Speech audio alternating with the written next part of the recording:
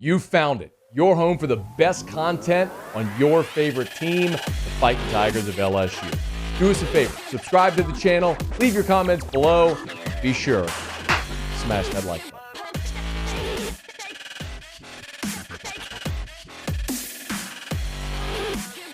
Let me start with coming out of spring. Where are the very obvious, or are there very obvious spots where LSU is still going to be looking for help before the start of the 2022 season? Yeah, I think through the transfer portal they could look at offensive line still.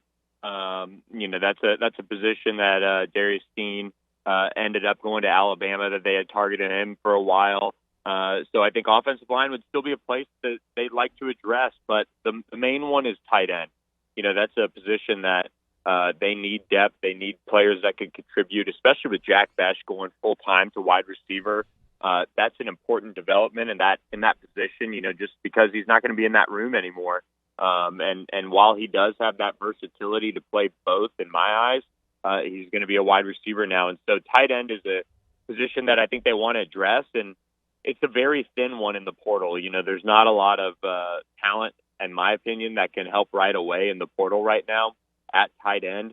So that would be a position that they could address from a numbers perspective, but for this season, it might not help them because if somebody does enter the portal from here on out, they're likely to have to sit out a year unless they can apply and get granted a waiver for some reason. So that would be something to watch if somebody did enter the portal with ties to Louisiana, maybe sick family member, something like that.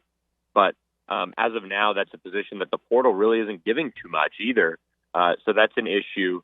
But if you look ahead to fall camp, they could end up maybe finding a tight end that has 3 or 4 years left to go.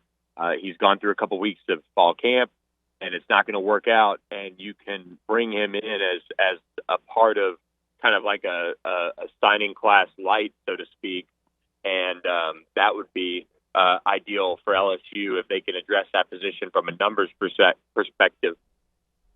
Billy, one more on tight end, and correct me if I'm wrong, but if there is a graduate transfer, that player would be eligible this year, correct?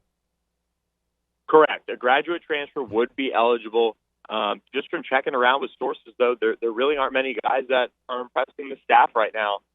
From what I've heard, as far as the tight end position, which is the main one they want to address. So that's something that's important to note. You don't want somebody that is going to be here a couple years at LSU, whether they're a graduate transfer and still has their COVID year available so that they could be there a couple seasons. You don't want somebody who's going to eat a roster spot, because now the wild card is, will the NCAA do away with these signing class limits? If they don't have to sign 25 anymore, they can go over. They can take these 2 spots and look ahead to the 2023 class and sign a bigger class, get somebody that they could develop, they maybe feel a little bit better about, and go from there.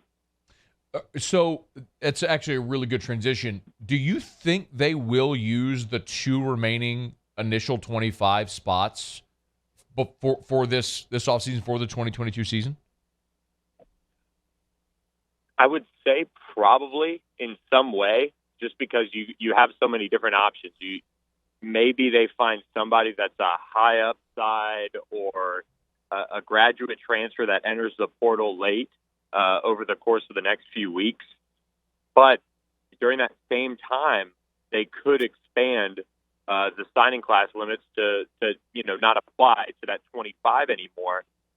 And in that case, then you hold them and you feel pretty good about that, and that'd be the position they take.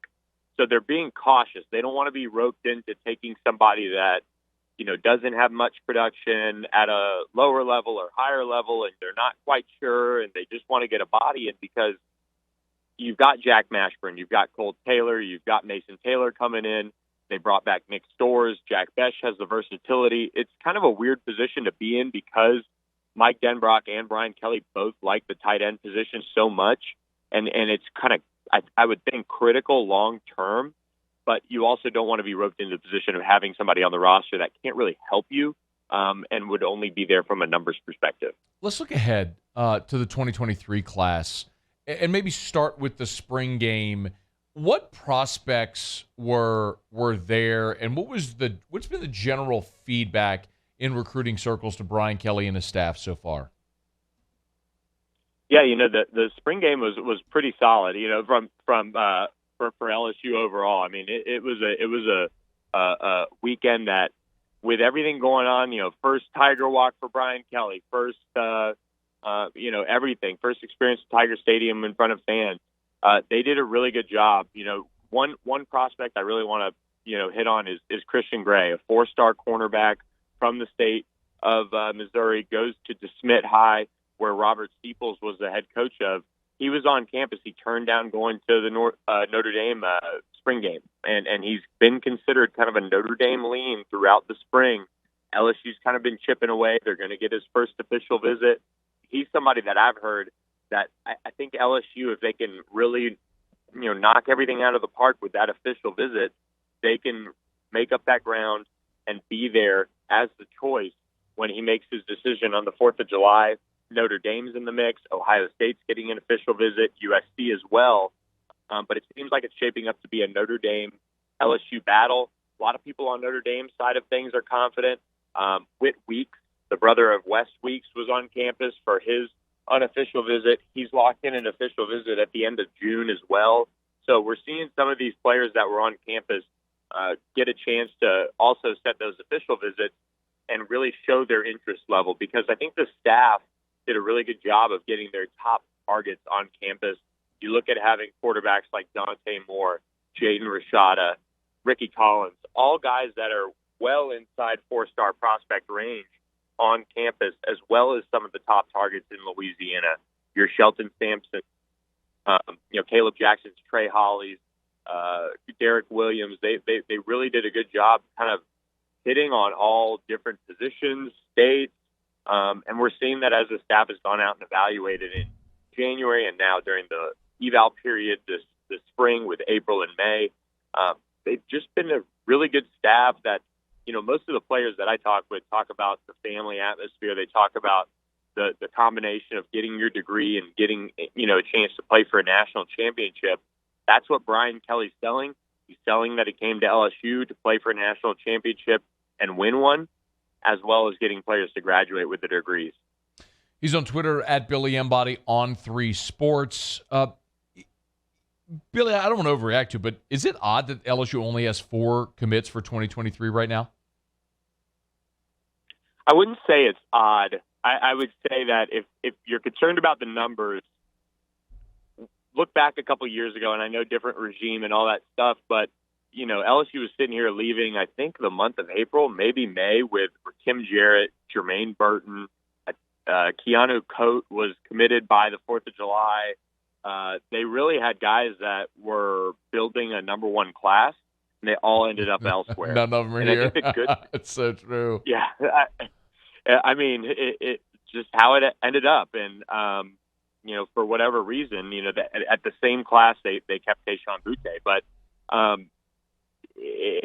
these guys are being asked to really make these decisions with the idea of staying committed for the long run. And this is where Brian Kelly is getting his first look at the SEC, and he's, having to make these judgment decisions, I think, where he could say, okay, all right, we're going to accept your commitment, but you're going to be locked in. And that's kind of the approach he takes, which is what most coaches do. But you really want to be stern with that and say, if you're not going to be locked in, if you're going to ask to take other visits, maybe it's not the time for you to commit. And we've seen guys take multiple visits. Michael Doherty is a guy who looks to be locked in. He took an unofficial visit, and then he returned a month later for his official, and he got locked in. Ryan Yates took multiple unofficial visits. He'll be back this summer, I would imagine, for an official. He's already locked himself in, and however it pans out, there's usually a little bit of attrition from now until the early signing period. It does seem like this group of 4 at least seems fairly locked in with LSU, and they're not trying to push for guys that might want to take different visits, or there might be a little bit of this or that with their recruitment that they might end up elsewhere. So I would say it's not a big concern. It's always about how you finish rather than where you sit. And March or April or May with your commitments. And I think right now they're starting to stack a good bit of official visitors that are going to hit campus this summer, guys that are all realistic, players that they can land. Not one of the players I've seen set an official visit is somebody that, honestly, from rumblings around the country or collectives or whatever now, that you can sit there and say, oh, that guy's probably not going to end up there because X, Y, and Z.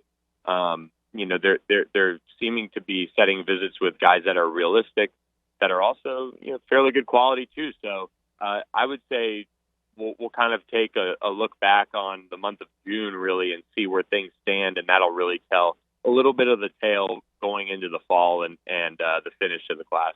All right, before you go, I'm obligated, I think, in every recruiting interview I do between now and signing day to ask about quarterbacks. Arch Manning, Eli Holstein. What's the latest? Any update there? Yeah, I think Eli Holstein right now probably leaning towards Alabama. If he made a decision today, I do think it'd be the Tide. And that kind of goes back. I talked to a couple people just around his recruitment and things like that, even back in the season when, before Ed Ogeron was let go. And most people thought, that A&M wasn't going to be a place he'd stick with. Alabama was recruiting him really hard and had their eyes set on him if Arch Manning went elsewhere. And now Arch Manning is probably inching closer to a decision, and it's kind of unclear where he's going to end up. I mean, you can look at it a few different ways. Texas, he can go where Steve Sarkisian's the head coach and offensive coordinator. He's done a really good job with quarterbacks in his career, and you can rebuild and start early.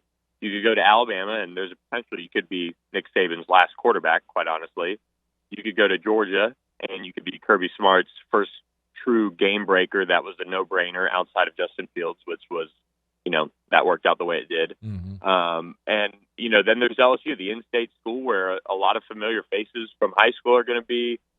He could be there and probably compete right away, but I would expect Arch Manning to go out of state, and I would probably say the same for Eli Holstein right now. He is Billy Embody. Follow him on Twitter at Billy Embody On3Sports is where you can find his stuff. We appreciate it, man. Thanks for the time. Anytime, Matt. Thanks for having me. Hey, thanks so much for watching. Please leave your comments. I love to interact. And be sure to hit the red subscribe button below.